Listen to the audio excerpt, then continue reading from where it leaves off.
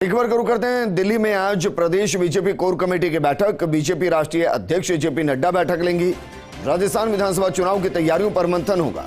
Booth स्तरीय report, party में अंदरूनी घमासान जैसे मसले पर चर्चा की संभावना है। कांग्रेस सरकार के 4 साल पर बड़ा विरोध प्रदर्शन करने की तैयारियों को लेकर भी चर्चा है। प्रधानमंत्री मोदी के 1 नवंबर के प्रस्तावित दौरे को लेकर भी चर्चा होगी। पार्टी स्तर पर बूथवार रिपोर्ट भी संक्षिप्त सामने रखी जाएगी। तो बड़ी खबर माना जा सकता है कि बीजेपी इलेक्शन मोड में अब आ रही है, क्योंकि राजस्थान में अंतिम साल बचा है। 2023 में चुनाव होंगे और उसी की तैयारियों में बीजेपी लगी है। लेकिन बीजेपी के सामने कई चुनौतियां हैं।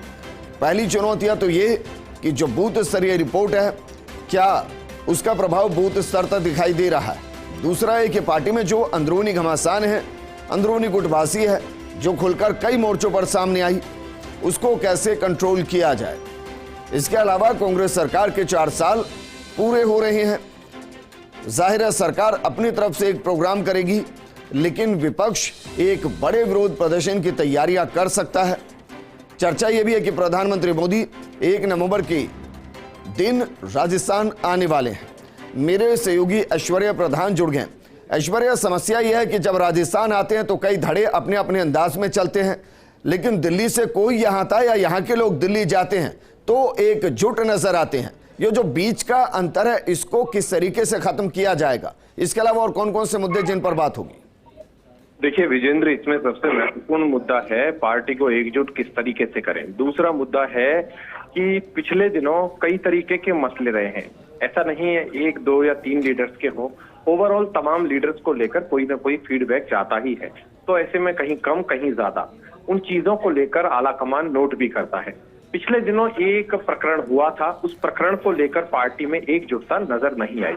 अब वो नेता प्रतिपक्ष की वजह से हुआ या कोई और कारण हुआ या किस तरीके से संवाद में कमी थी, ये अलग बात है। लेकिन जब विधानसभा में विधानसभा अध्यक्ष के पास ये ज्ञापन देने पहुंचे थे, तब एकजुटता भी नजर नहीं आई थी।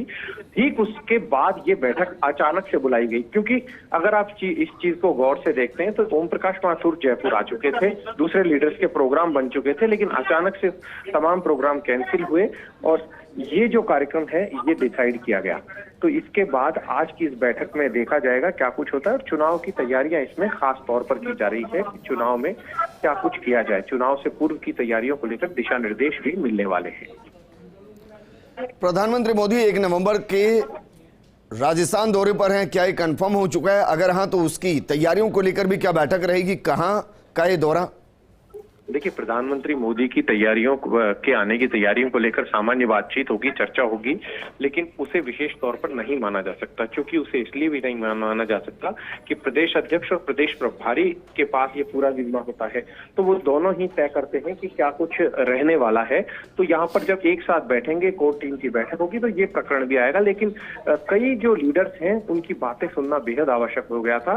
तो सभी लीडर्स की बातें सुनी जाएगी। कौन किस तरीके की दलील लेता है, ये बात बड़ी महत्वपूर्ण होगी। अब अंदर खाने जो बातें होती हैं, उसके बाद शाम को स्थिति स्पष्ट होगी कि क्या कुछ रह पाता है। लेकिन प्रधानमंत्री मोदी का यह दौरा बेहतरीन बने, अच्छा हो, इसे लेकर भी कुछ दिशा निर्देश दिए जाएंगे। ऐश्वर्या, शुक्रिया तमाम जानकारी हमारे साथ साझा करने के लिए। एक छोटे से